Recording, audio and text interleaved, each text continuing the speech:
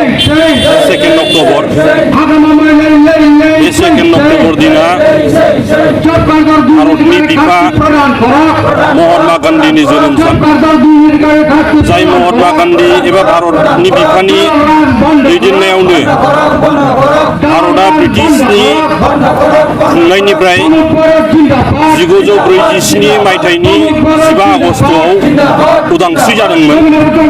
आरो उदांस्रि जानायजों लोगोसे जोङो भारतीय हिसाबै उदाङै गणतान्त्रिकभाबै थांना थानायनि हानायनि एबा भारतीय मानसिनि आखाइजोंनो भारतखौ खुंनो हानायनि जिथु अधिकार मोनदोंमोन आरो महात्मा गान्धी एबा हादरनि बिफानि सिमाङा जिथु गथै भारतीय हिसाबैनो गामि सहर नोगोर गासैबो समानै थांना थानांगौ गासैबो सोलोंथाइ मोननांगौ गासैबो जौगानांगौ दालां लामा जौगानांगौ जाथि हिसाबै थांना थानायनि राव हारिमु जौगानांगौ होननानै भारतनि बिफा महात्मा गान्धीनि सिमाङा जिथु दिनै आद्रा जानानै थालांदों आरो बिथांनि सिमांखौ दिनै स्वाधीन भारतनि नागरिक हिसाबै दिनै जायफ्रा दिनै भारतखौ खुंदों दा बिथांनि सिमांखौ मोगथाङाव जाफुंहोनो थाखायनो दिनै महात्मा गान्धी ग्रामीण आसनि हिसाबै एबा MGNREGA हिसाबै जि आसनिफोर होदों जोंनो बे आसनिनि रुपायन खालामनायनि एबा मावफुंनायनि खेथ्रआव दिनै BTC ओनसोलाव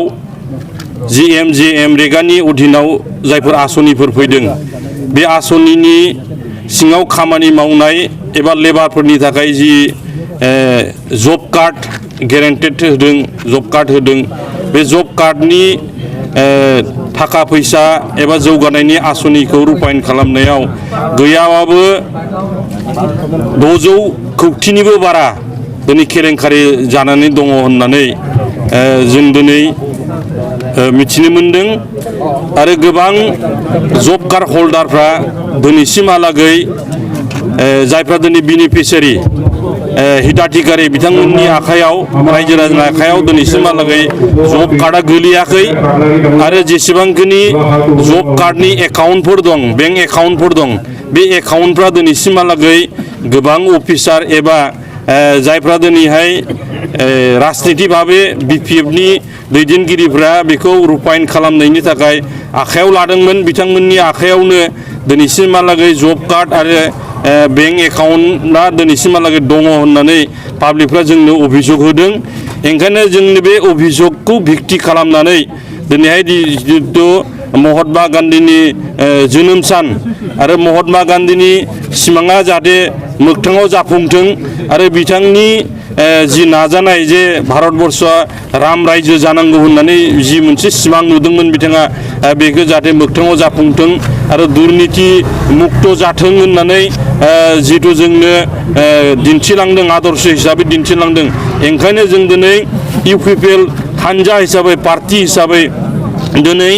महात्मा गान्धीनि जोनोम सान नैबे 2 अक्ट'बरखौ जों बिथा खालामनानै बिथांनि जन्म सानखौ फालिनायजों लोगोसे जाहाथे जोंनि गेजेराव जि MGNREGAनि जि दुर्नीति जादों बे दुर्नीतिखौ इंकाउरि खालामनांगौ CBIनि दारादि इंकाउरि खालामनांगौ होननानै जोङो आसामनि गिबि मन्त्रि मानाव गेदेर सर्बानन्द सन'वाल आरो आसामनि रायजोपाल लोगोसे भारतनि प्रधान मन्त्रिसिमहालागै जोङो मेम'रेन्डाम होनो होननानै दिनै उदालगुरि DCनि अफिसनि लांगोना मोखाङाव जोङो उदालगुरि UPPL हानजानि दैदेननायाव दिनैहाय 6 घन्टानि फुंनि 8 बाजिनिफ्राय बेलासिनि 2 बाजिसिमहालागै जोङो धर्मघट मोनसे आन्दलन जों खालामदों आरो बे आन्दलननि दारादि जोङो आसाम सरकार आसामनि गभर्नर आरो भारतनि प्रधान मन्त्रिनिसिमहालागै जोङो